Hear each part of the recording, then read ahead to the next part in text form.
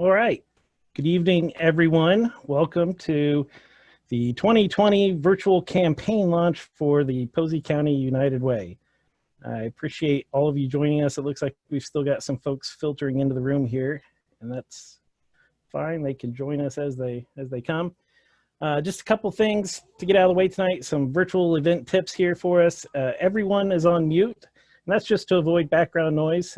We've got 30-some people, 50 plus registered, so that would be a lot of noise in the background, distracting from all of us. Feel free to turn your cameras on so we can see all of your smiling faces. It's kind of cool. I'm getting like a Brady Bunch, you know, of who's who of all my favorite philanthropists in town. They're all here together on my screen. It's nice to see everyone. We do have a chat feature on Zoom, and it is open, and we'll be using that tonight. Feel free. You can chat with one another. You can send direct messages or chat with the whole group. You can ask questions, and we'll do our best to try to keep our eye on that and catch them. But yeah, we'll have that on. And then finally, this is obviously our first virtual campaign launch, quite possibly our last virtual campaign launch. So we're figuring things out as we go here. So we just ask for a little patience this evening as we kind of feel our way through it. So. Just briefly look at tonight's agenda for you. We'll start out with some of the housekeeping items. I'll introduce our executive director and board president this year, and they'll talk about our campaign and some of the exciting things that we've got planned. And then we'll turn it over to our keynote speaker at the end of the evening. Niall McConville from SABIC has joined us. And then following that, we're going to have some drawings for door prizes, which by being here, you are all now automatically eligible for. But before we do anything else, you may have heard that we have a special guest on the call with us this evening. I hope he's in there somewhere. Ryan Niemiller is an internationally recognized comedian. There he is. Despite being born with a disability in both arms, Ryan Niemiller, the self-proclaimed cripple threat of comedy, shares his views on the world from the perspective of the handicapped. Ryan began his comedy career in Los Angeles, California, and hasn't looked back since. Although I can personally attest that he's been making people laugh long before he got to California. Covering such topics such as dating, trying to find employment, and attempting to find acceptance in a world that's not designed for him, Ryan tackles the issues in a way that makes you think while laughing the entire time. Recently, Ryan came in third place in season 14 of America's Got Talent and performed again in season 2 of the America's Got Talent Champions Edition. And probably most exciting about Ryan is that he went to Indiana State University and majored in theater, where he became friends with a young, handsome, brilliant young man, terrific actor that would one day instead go into business and become the Posey County United Way campaign chairman. So Ryan, it is nice to see you again. Thanks for joining us. Hey, Chris, thanks for having me. I didn't recognize you not dressed up in a tutu and tights. I think that's what we're best known for from college. So I thought you were going to bust that out just to, remind me. I was not, and I appreciate you bringing that up. That's very helpful in front of all of my friends and family and community here. Thank you. Yeah, that's the door prize that I'm giving away, is they get to take that with them to now bring it up whenever they want. That picture's not in the presentation tonight, just so you know. So don't worry, if you guys follow me on my social media at CrippleThreat8, I'll be sure to let you see that picture. Don't worry. This was a bad idea. I'm already regretting this. I have all kinds of regrets. So Ryan, tell us a little bit. I know you did America's Got Talent, but long before America's Got Talent, you were having a lot of success on your comedy tour.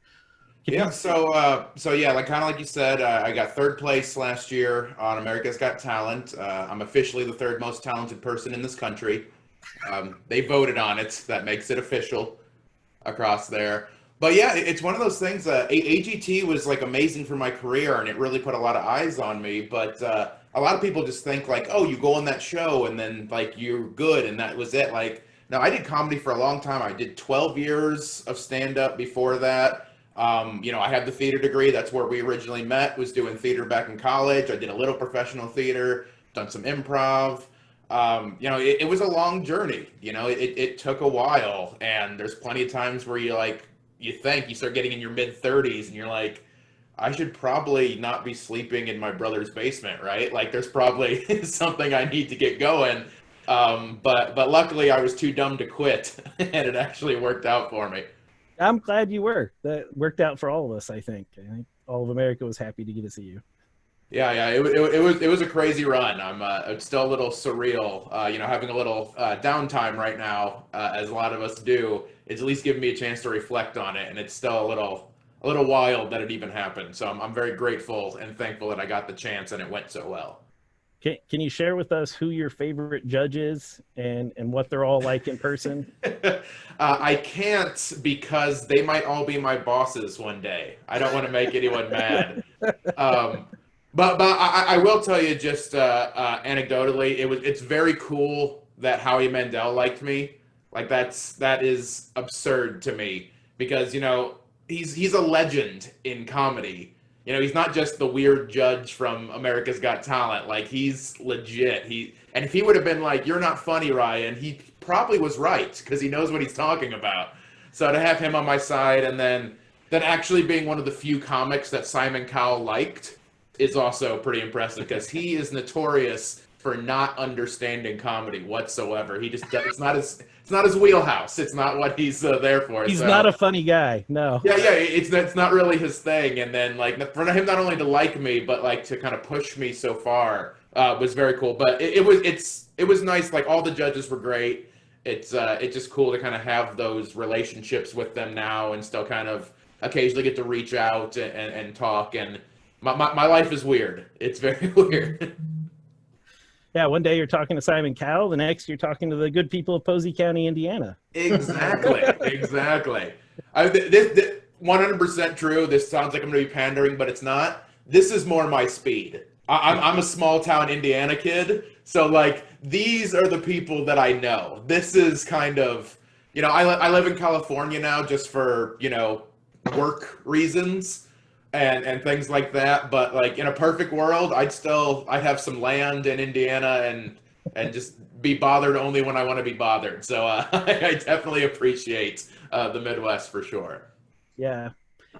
So obviously COVID-19 and the pandemic has had a major impact really throughout the country, but particularly like on comedy.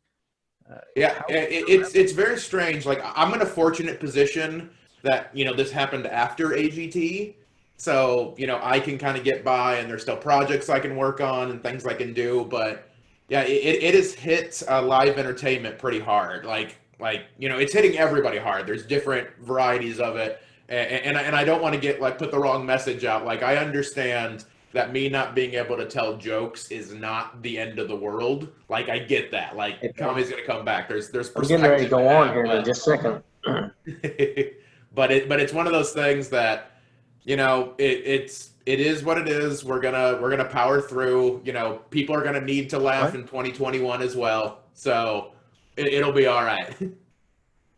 Yeah. So I would love to continue chatting, but I'm sure these folks probably don't want to just hear me and you catch up all night. I don't know. We can chat more later, Chris. It'll be fun. You know where to find me. Yeah, as we go. Hang around with us for a little bit. Absolutely.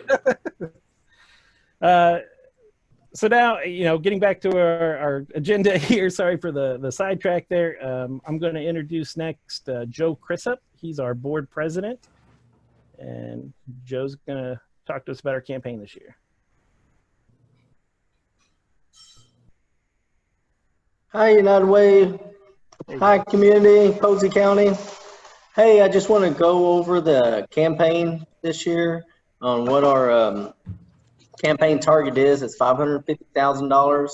I think it's a target that's achievable. So also I want to talk to you a little bit about our agencies. Not going to go over a whole lot other than who we do support. We have 18 different agencies. Okay, Albion Fellows Bacon Center, American Red Cross of Posey County, Big Brothers Big Sisters, Buffalo Trace Council, Catholic Charities, Children's Learning Center of Posey County, Christian Church of Daycare Center, Community Emergency Assistance, Easter Seals Rehabilitation Center, Easter Seals Rehabilitation Center at Posey County, Family Matters, Homeless Shelter of Mount Vernon, Lampion Center, New Harmony Ministry Association, Posey County Council on Aging, the Salvation Army, Willow Tree of Posey County, and WNIN Radio Reading Program. And those agencies that this campaign's for. It's for all of the people that visit those agencies that are in need, and most of those agencies have their own volunteers that help, and we're here to help fund those. So also this year, we got a new executive director. New executive director is Keely Winiger. We're very happy to have Keely. We've been without a director for a little while, and this year our personnel committee come together and found Keely for us. So she's just been a great asset for the Posey County United Way. So Keely. Thank you, Joe. I'm excited to be associated with the 18 different agencies that we have, and really excited to be a part of United Way. I'm a native of Posey County, so it's very true to my heart. So very excited about getting the campaign started. With this happening tonight, it's going to be a good start for our community to get the campaign rolling. I'm also excited to do something a little bit different this year. We have decided to do 3 types of drawings. So anyone that either donates by social media, donates by new giving by $50 or more from what they had done last year, or they are a leadership giver, we're going to start doing 3-tier drawings. So thank you to Posey County businesses. We've had a tremendous response for donations, anywhere from a golf pass from Country Mark Refining to a coupon from Arby's for a meal. So we've been very fortunate for that. But our social media campaign, our drawing will start on this Friday. And what we'll do is we'll tell people what they're going to win on a Monday, and then that'll give the week for people to be eligible, and we'll draw on Friday. So everybody will hear winners, who those are going to be for Friday. So the social media campaign is really anyone that donates through social media, through a PayPal account, through Facebook. The new giving, like I said, it will be a once a month drawing though, and it will start August 30th. So anyone that donates $50 more than they gave last year, like I said, will be in the monthly drawings. To say all this though, the sooner you give, the more chances you win. And as you can see on the slide, we have anything from Alice Brothers $200 for leadership givers to I can't win, but I would be pretty excited to get the ice cream for a year from Prairie Farms and McKim's, but they tell me I can't win. So that's kind of exciting for this year. We've also got some upcoming give back days that we're starting to have happen since the COVID's, giving us a little time to get back into the restaurant. So Haagen Sauce is going to be this Wednesday, August 19th. So if you need a coupon, let me know. I can email them to you, but you have to have a coupon, and Haagen Sauce will, as well as tequilas on August 26th, will give a percentage back of the sales back to us for carry out, dine in, or gift cards, anything but alcohol. So we're excited. Hopefully we've got some other things coming down the pike as far as give back days as well. So our campaigns, it's starting, it's getting going. I'm excited, like I said earlier, to work with United Way. I'm excited to work with the experience that we have in the office. Rhonda Wolf is still here. She's been here for 30 plus years. She's a great asset to me. And we have 2 interns that basically, this is their last week, but Clara Hawley and Jim Peck have done an outstanding job ramping up our campaign materials, getting us ready. And you're going to see here very shortly a video that they put together, and Clara really instrumented getting it going, and so we could be able to show it this evening. And that's something that we can use for campaign. We're going to add a little bit to it for campaign to show employees, but this will give you a little taste of what we can do virtually to help with the campaign this year. So you want to do the video for me, Chris? The biggest program that we have is our transportation. Transportation is available to anyone who lives in Posey County. We serve over 500 new and unduplicated individuals every year, taking them to dialysis, chemo, radiation, regular physician's appointments, specialty appointments, pharmacy, grocery shopping, and any other errand that's necessary. I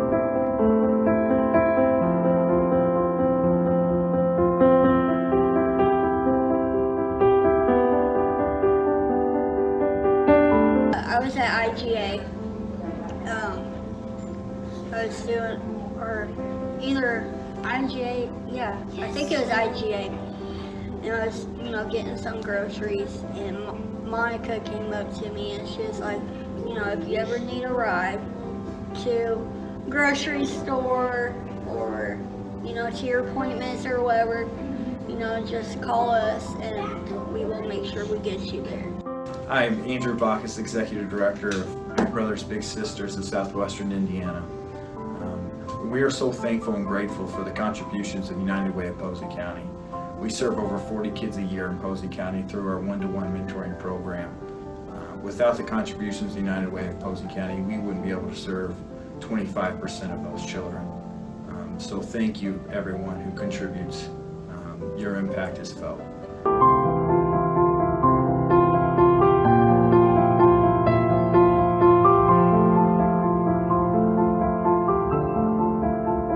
The relationship has been very great between Julie and Lily and I. We communicate a lot, and she's always been there when we needed her to be. She's more like a family member, honestly, at this point, than she is just a big. We love her. It's mutual. Yeah.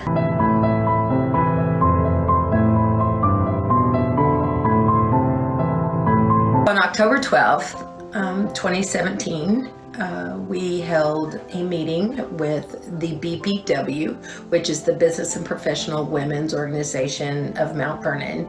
And we invited Albion Fellows Bacon Center to be our keynote speaker that night. That night also, we put together kits from extra small to extra large for the victims of domestic violence and sexual assault when they go to the hospital and they have to leave all their clothing there in the emergency room, so they have something decent to wear home.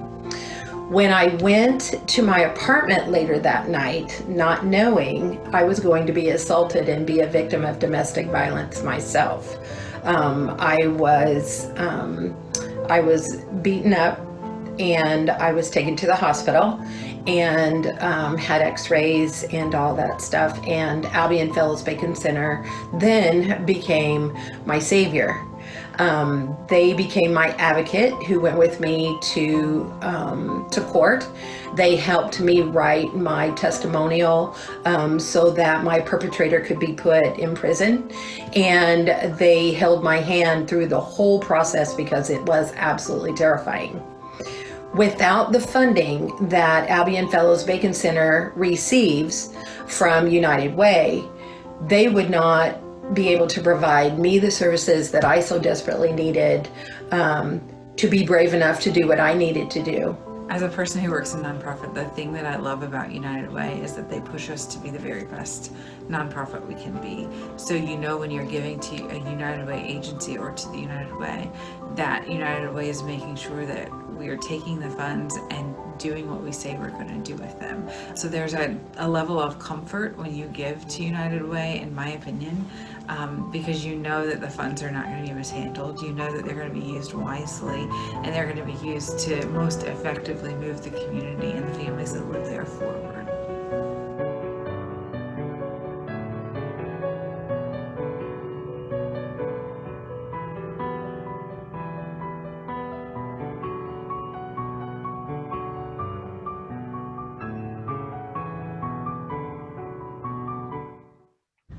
These are the faces of the United Way of Posey County.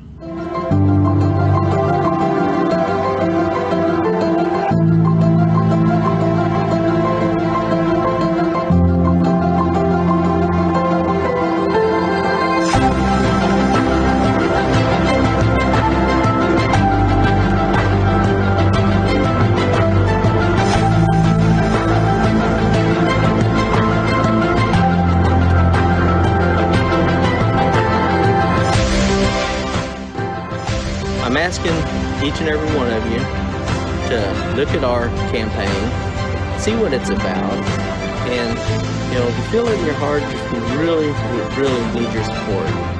So if you can, just visit us on Facebook, Instagram, Twitter, and find those locations, or just send something in the mail.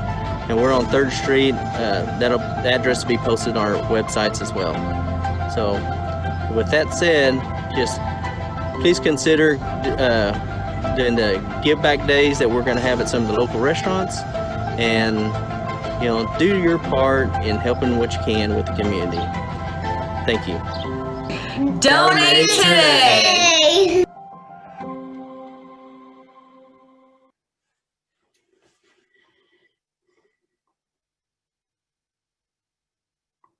You're on mute, Chris. Thank you, Niall. I think I owe somebody a quarter or something for that. That was a great video. I really appreciate all the work that our interns put into that.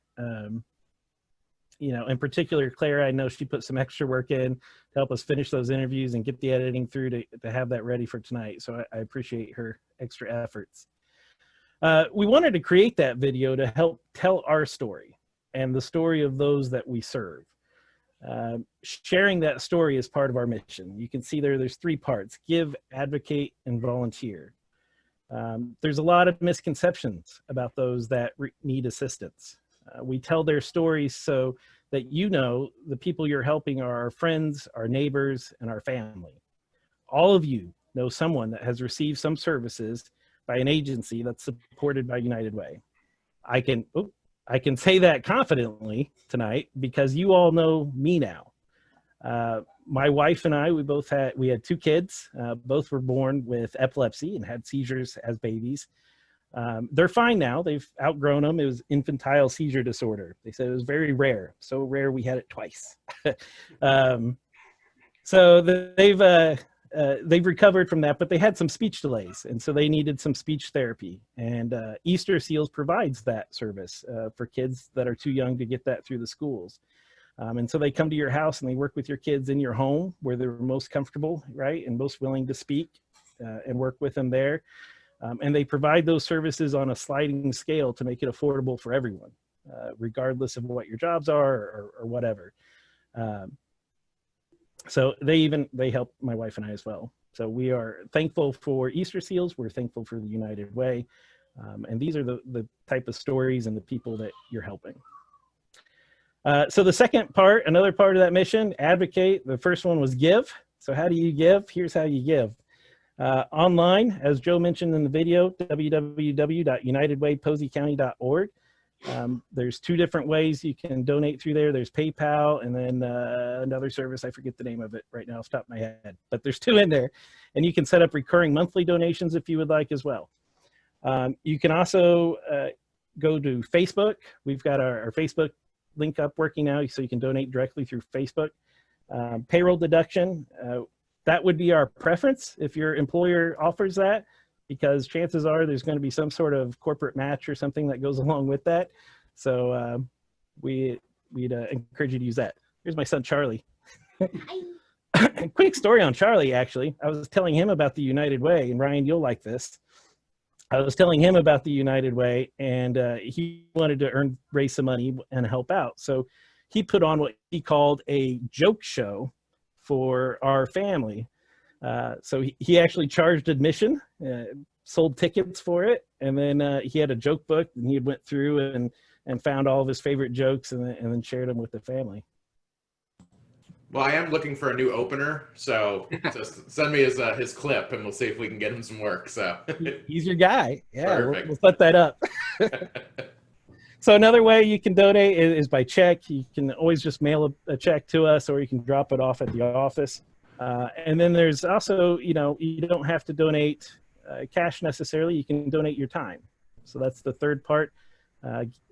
Give, advocate, and volunteer. And so with that, I'm going to turn it over to Dan Ritter, who is our chairman of our annual Day of Caring, and he's going to give us an update on that. Okay, thank you, Chris. Yeah, there you go. Yeah, again, Dan Ritter, and I've been chairing the Day of Caring since we started, and this will be our 5th year of Day of Caring. Last year, we completed 40 projects with 360 volunteers. So just doing a tremendous amount of good for our community. So we have decided to do the Day of Caring again. It is Friday, September 25th.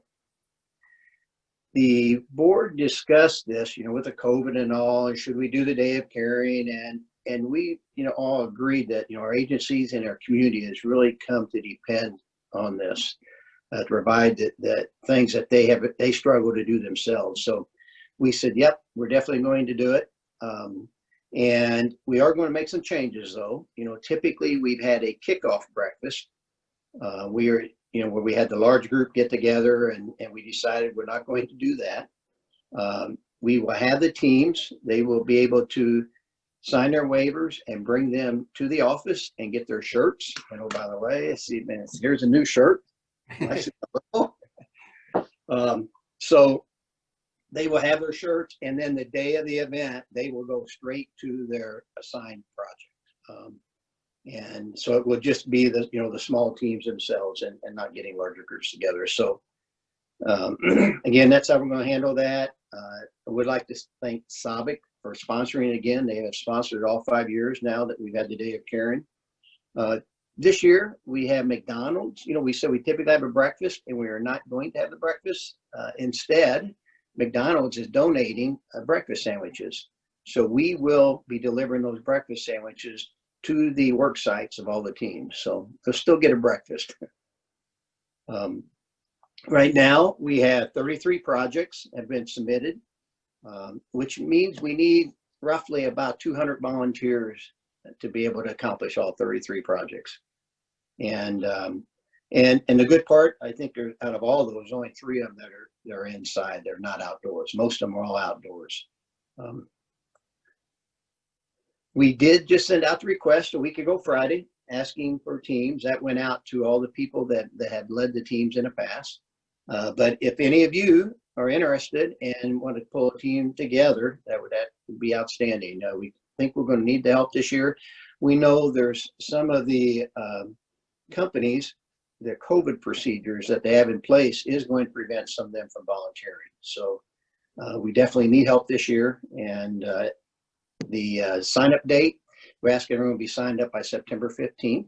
And that allows us to be able to match up teams to projects before the event. So again, we're excited and really look forward to this event. And we think we can make it all happen and help the community. So thank you for your time. Thanks, Dan. I almost started talking again with mute on, but I caught it this time. I'm picking up on it. All right, next up, I would like to introduce our, oh shoot, I lost my intro. I'd like to introduce our special guest, our keynote speaker, Niall McConville.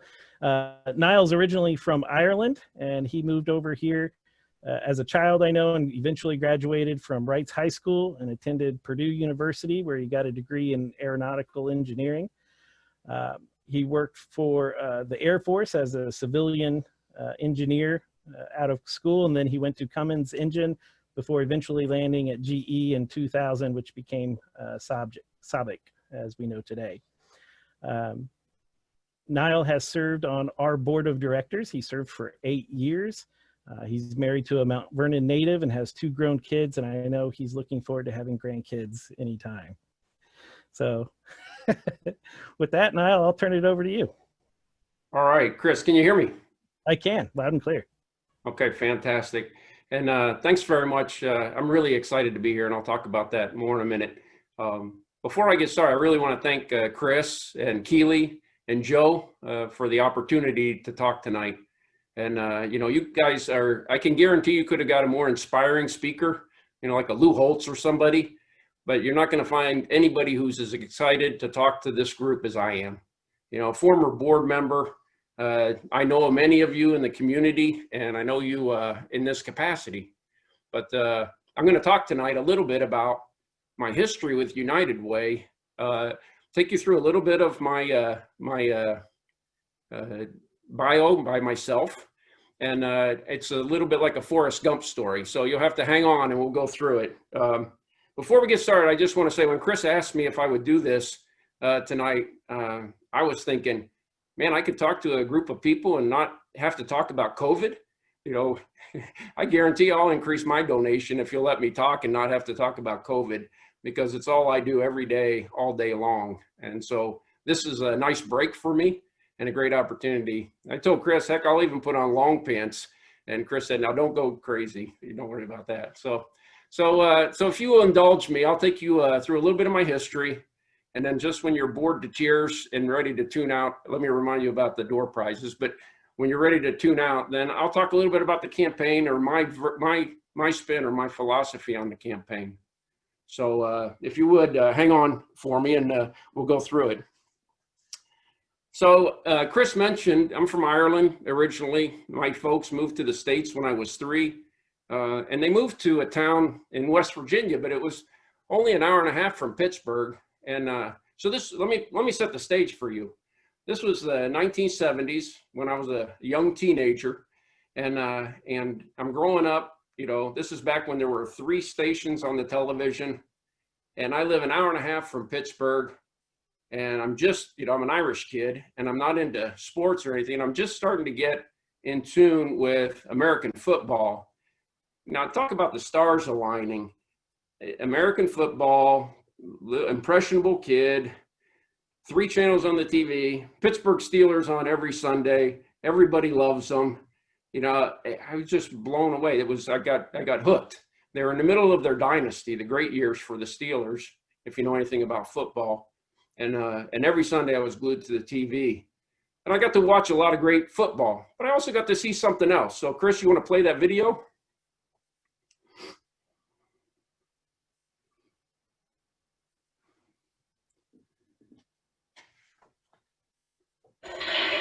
Once you're here, nothing is ever the same, ever again. The world on the outside is gone. Your family, loved ones, your job, your future.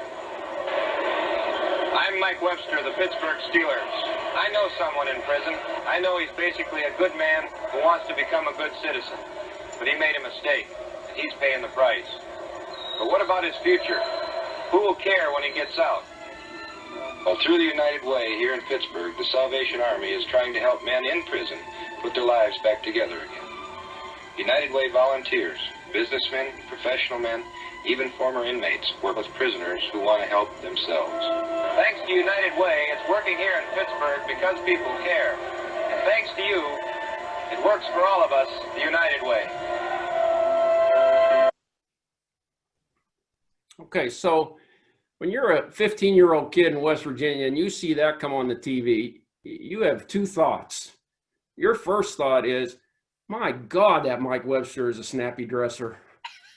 You know, and then the second thought is, I'm not even sure what United Way is, but if Mike Webster's behind it, I'm behind it. I want to do something for the United Way. And sort of, for me, the seed was planted. I didn't even know what it was, but man, it had to be pretty good because Iron Mike was all over it. So that's sort of like my first stop on my little Forrest Gump journey. You know, Chris mentioned along the way, you know, I end up in Indiana, go to Purdue, come out of Purdue. I'm an aeronautical engineer working in a plastics plant. Don't even ask me how that happens. And my first job out of school was to go to work at Wright-Patterson Air Force Base. And I worked in 2 areas there. One was electronic warfare, and the second was the B-2 bomber, back when it was super black, like nobody was allowed to know anything about it. And just real quick, if you don't know what electronic warfare is, it's pretty cool. It's where you use electronic systems to try to decoy or deceive or replicate what you have as a squadron of fighters. This is back in the days before drones, but what you had is a squadron of fighters. And the idea was that you confuse the enemy and you have a bigger impact. So you appear bigger than you really are. I like to say when I worked there that it was like, you know, David versus Goliath. And the electronic warfare systems we worked on were the slingshot. So it let us take down bigger groups with less people and made us more effective, and it also saved lives. And then the second place I worked was the B-2 bomber, which is really crazy because back then it was so, they call it black. Nobody was allowed to know about it. You couldn't talk about it with anybody. It was top secret clearance for everything. So it was the most exciting stuff, state of the art, space age stuff. And I'm working on it, and you couldn't talk about shop with your spouse. So that, you get spouses who complain that, oh, all my spouse ever does is talk about work. No, you go to jail if you did that. So you just didn't do it, but I got to tell you, it was hard to bite my tongue. I'd be out to dinner with a friend and he'd be talking about getting a speeding ticket. And I know that we have a plane made out of radar absorbing material. And I can't tell him, man, I could give you something that you could coat your car in and you'd never get another ticket in your life. But the other thing that was really interesting about Right Pat was when I got there and they started the United Way campaign, again, I'm already predisposed that I want to do the United Way. So I'm like, sure, sign me up. Well, I didn't make much money. I hardly made anything. I think my first year out of school, I made $20,000, which was a lot for me then, but it wasn't that much with a wife and kid. So here we are, and I don't have a lot of money, but they said, hey, they didn't have matching. SABIC does matching, but with the government, you're spending tax dollars, so they're not going to do matching.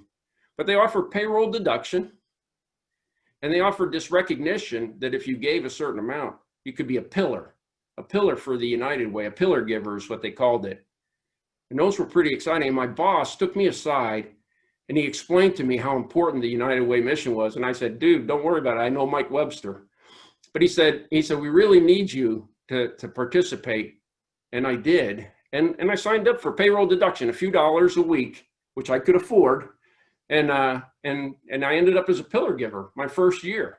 So I got recognition for doing that. Again, I was 21 years old and I'm going through this process at my job, my first job. And it really had an influence on me. I'll fast forward all the way to GE. We'll skip a few stops. I got to GE and the first campaign they had there, John Martin was working the campaign. And I think you guys know John Martin. Everybody in the community knows John Martin when it comes to the United Way. Between him and Dan Ritter, they really run all the campaigns at GE and SABIC. Some of us got to float in and out, but believe me, it was the Ritter and Martin show, beyond a doubt. But John was running the campaign and I signed up. But because I was new to the company and a first-time giver, I got a snazzy shirt. I'm like, well, this is great. I couldn't believe it. So they're giving me a shirt, within a few years, I also got a great opportunity to give service, right? So it started off, first I became a solicitor at work and I was able to go and tell my story and tell people how much passion I have for the United Way. And then I got to be on the board, that was pretty cool. I got to run the campaign for work.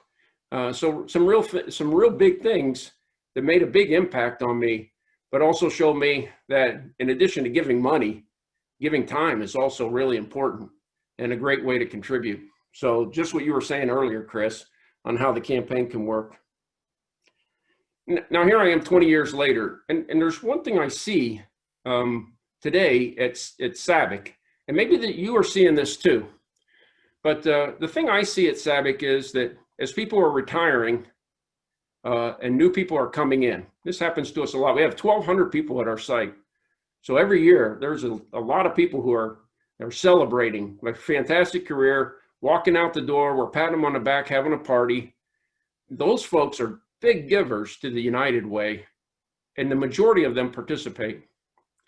New people coming in, not so much. The percentages aren't the same. I'm not talking about the dollar percentages. Of course, people on the way out of their career are going to have more money, disposable money to give to charity than people coming in on their career. I get that. But if you just look at participation of the folks on the end, that generation, call it a generation compared to the generation we have now, it's different. And I want to fix it. I don't know exactly how to fix it, but what Keely was talking about is one of the ways to fix it. The excitement, get a hook. You don't have a Mike Webster. Find something else that will hook people and get them to think about the United Way. Because once you're in, you know how great this organization is and what a great mission they have. And I saw, as the pictures were scrolling, I saw Ann Scarfia. You know, Ann and I went to agencies together. When you see what agencies do with the few dollars that we give them, it'll warm your heart.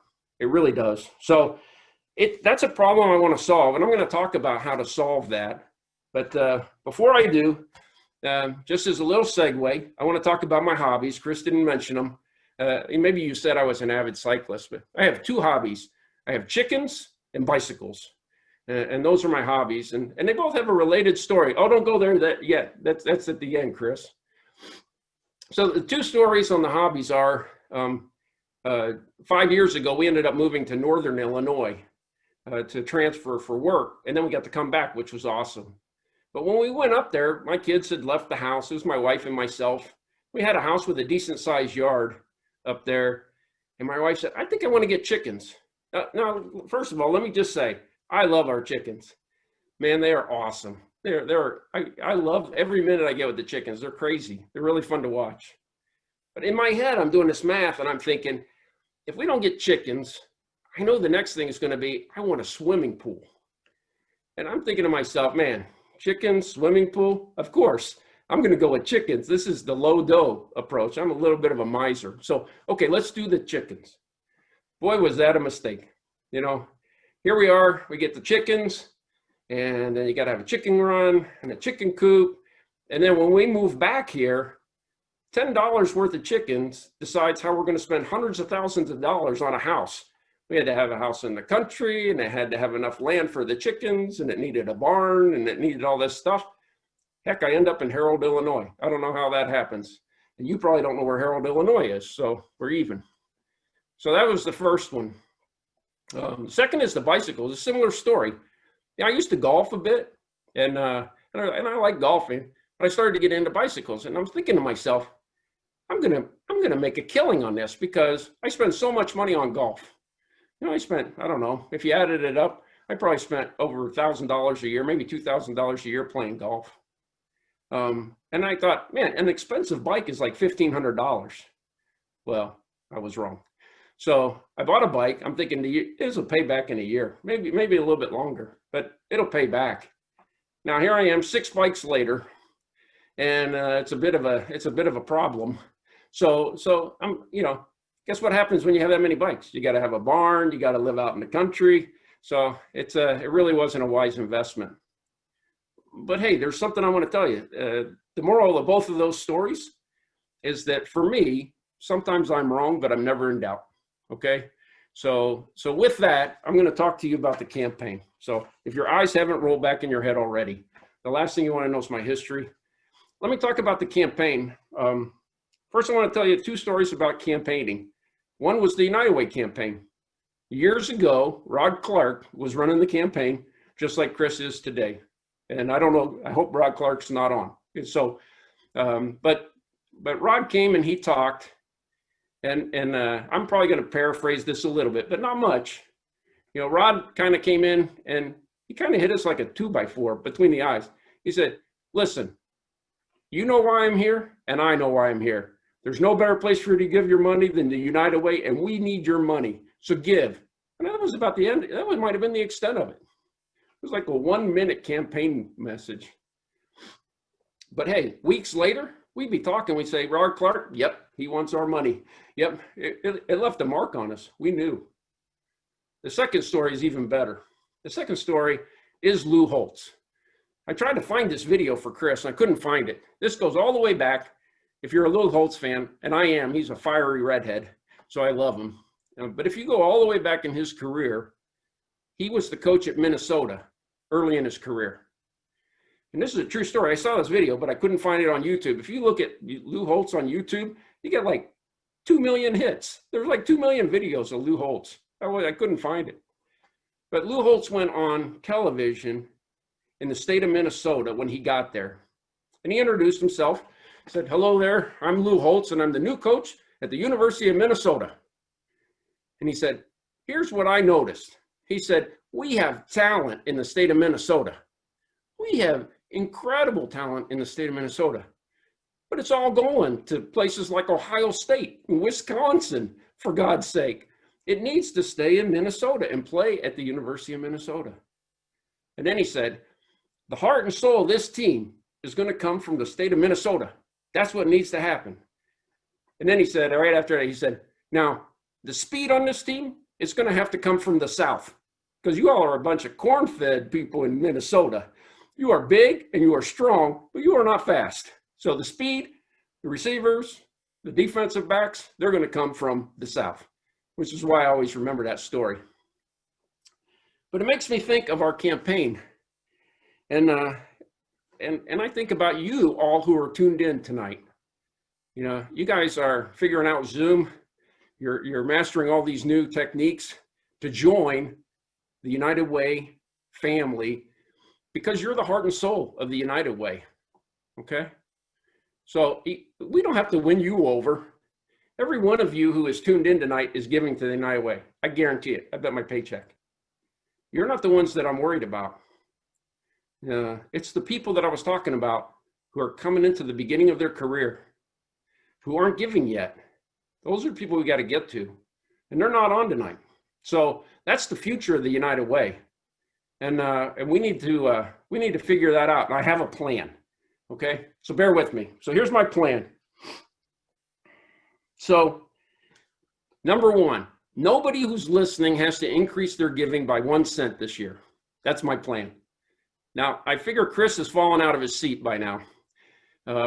So I'm going to repeat that. You all do not have to give anything extra this year.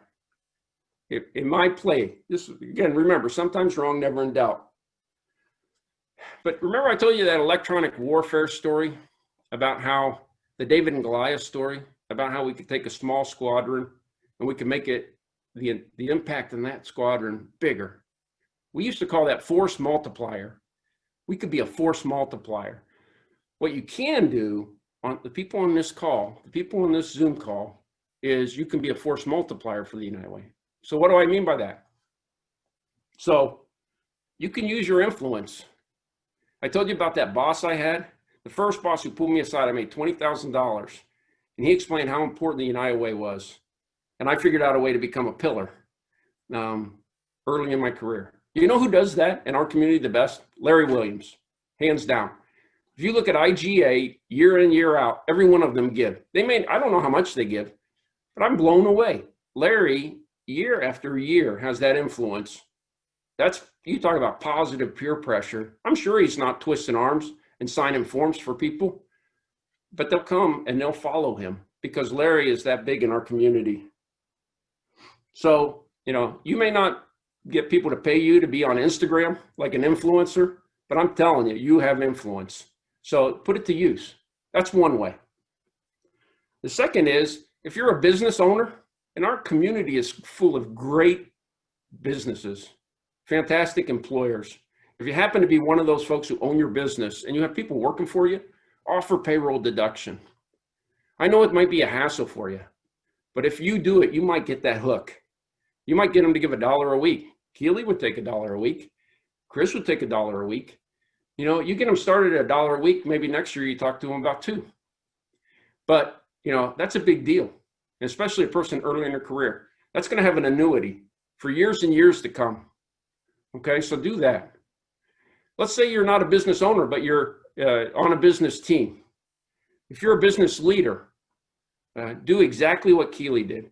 Offer incentives to get people to increase their giving, or to what I call movers. Be new. If you're new and you want to give, we'll figure out a way to do something for you. If you become a mover, like my snazzy shirt from John Martin, we'll do something for you. If you do those, here's my deal. You don't have to increase your giving a cent if you can get 10 people to start giving. Okay? You do those things, we'll be fine. And we'll be fine for years to come.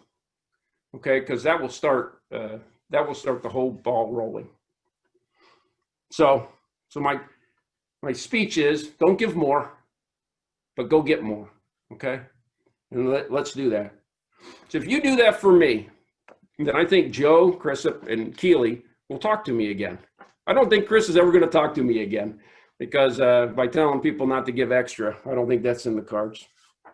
All right, so Chris had one last slide he's going to put up. Before he does, I did mention I'm an avid cyclist, and while I try not to talk about COVID too much when I'm off hours, you know, I back to that peer pressure and that influence. I ride so much better when I ride with a group, and I haven't been riding with a group because of COVID. And you know, when I ride with a group, I have more discipline. When there's a group ride, I make it. I'll figure out how to get there. When I'm not in the group, everything else gets in the way. I ride longer, I ride harder. I ride better when I'm with a group. And so as a result, you know, this time of year when I'm usually shedding pounds from doing all my riding, I'm actually putting pounds back on, and that kind of takes us full circle back to wearing pants. But anyway, the point I wanted to make is that's the kind of peer pressure you can exert, positive peer pressure, and you can get a legacy for us that's bigger than you are, okay? So if anybody asks you who the greatest cyclist is or was, he's still alive. It's not Lance Armstrong. He's the dirtiest cyclist. The greatest cyclist is a guy named Eddie Merckx. Maybe some of you or most of you had never heard of him. His nickname was the Cannibal. He's still alive. He's an older man now. But on the left here, go ahead and show the chart. This is a famous Eddie Merckx quote and a poster that I have down by my trainer. He says, "I don't care how ride as much or as little or as long or as short as you feel, but ride." So I called Eddie and I said, "Hey, Eddie, could you give me a quote for the United Way?" And so he did. So he said, "Give as much money or time or help or love as you can, but give." So that's the theme, right? That's what I want to leave you with. I really want to thank you for the chance to talk to you. I hope I didn't ramble on too long. I had a commercial for SABIC. They pay my bills. So I was going to show it, but I was afraid I would go too long. Again, these Zoom calls, after about 40 minutes, everybody starts to figure out something else to do. So I'll turn it back over to you, Chris. Again, thanks so much for the opportunity to talk to you tonight. Thank you, Niall. I appreciate you taking the time to join us. And yeah, between you telling people not to increase giving and Ryan threatening to post embarrassing pictures, I need to start vetting my speakers a little bit better, I think. This isn't working out the way I planned. It might still work out, Chris. You know, and if everybody does what you described, I'm confident that it will. But I will point out, while you said you don't have to give more if you do that, you didn't say you couldn't give more if you do that. I even said I would give more because you let me come and talk tonight. Well, and you bet your paycheck that we were all giving, and I was doing the math thinking, you know, if I didn't give, that would probably. There you go. We won't do that. Thank you very much, Niall. That was a great message. We appreciate you taking the time to join us. And my pleasure, indeed. All right, and we'll skip your SABIC ad for you. Yeah, we'll do it on another day when you have more time. So door prizes this evening, Keely. I think we're ready to do those. We're going to raffle off 5 of them to folks on the call tonight. Okay. Well, thanks, Niall. What I have done is I have an Excel spreadsheet with everybody that's on the call, and we're just going to randomly draw from that Excel worksheet. So the first one is this $20 gift certificate for Old Mill Mart. And that goes to Ann Scarfia. Awesome. So I'll get that to you, Ann. Congratulations, Ann. The $50 gift certificate to McKim's. I'm just going around clockwise here. Lewis Bolts. Congratulations, Lewis. And hopefully these folks are still on the call. I know I just saw Ann, so she is.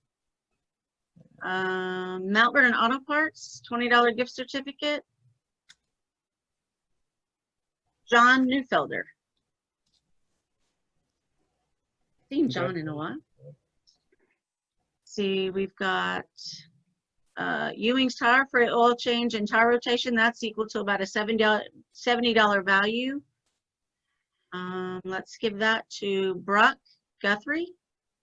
Yeah, good for him. And last one is Bliss, 9-inch pizza from Bliss, goes to Krista York with Big Brothers Big Sisters. Awesome. All right, and then we'll just continue this Friday. What we'll do is we'll announce on a Monday and draw on a Friday, and just keep watching social media and donate so you'll be eligible for the 3 different tiers. Awesome. Thank you, Keely. That pretty much concludes it for tonight. But of course, I don't want to let you go without reminding you just one more time how you can give to our campaign this year. So once again, you can go to our website, www.unitedwayposeycounty.org. There's PayPal, and a couple different ways that you can do it there, and you can set up recurring payments, which we would love to see. And then as Keely mentioned, if you do that, you'll be entered into a drawing for that week. And then if you give $50 more than you gave last year, you'll be entered into a different drawing every month from now till the end of the campaign. And if you give $300 or more and get into our leadership giving, that's another drawing that you get in every single month from now till the end of the campaign. So there's lots of ways that you can cash out on your donations here.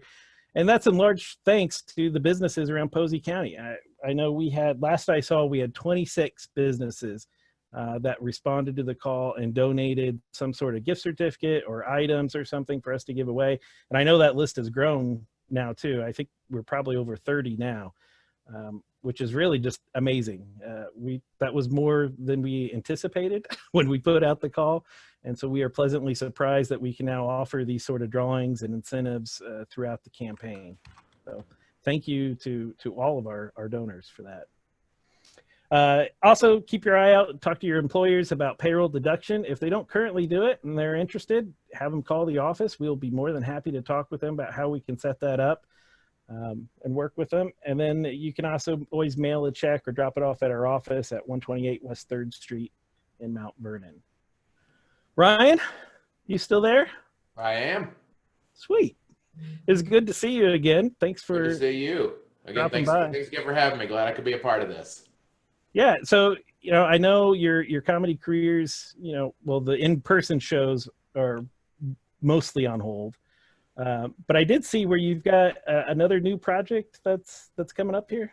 Yeah, so I just started my own podcast. If you want to join that, it's me and a fellow Indiana boy, Brent Terhune, and my buddy Johnny LaQuasta, who was most recently an announcer for WWE. It's a very eclectic bunch. But yeah, it's called The Cafeteria, so you can find us at Cafeteria Pod, and then also just my normal social media. Just come say hi. There's always some good jovial stuff going on there, so it's at Crippled Threat 8. Thanks, Ryan. Appreciate you joining again. Thank you guys. Appreciate it. I'm looking forward to that podcast. I know Brent, he's a very funny comedian, and you're all right too. I guess. I'll do in a pinch. So. Right. Third best in the country. There's 2 others out there. All right, well, that concludes our program this evening, our launch. Thank you all again for joining. Find us on Instagram, Twitter, Facebook, and you'll stay up to date with all of our campaign news from now till the end of the campaign. Thanks again, everyone. Talk to you later. Thank you.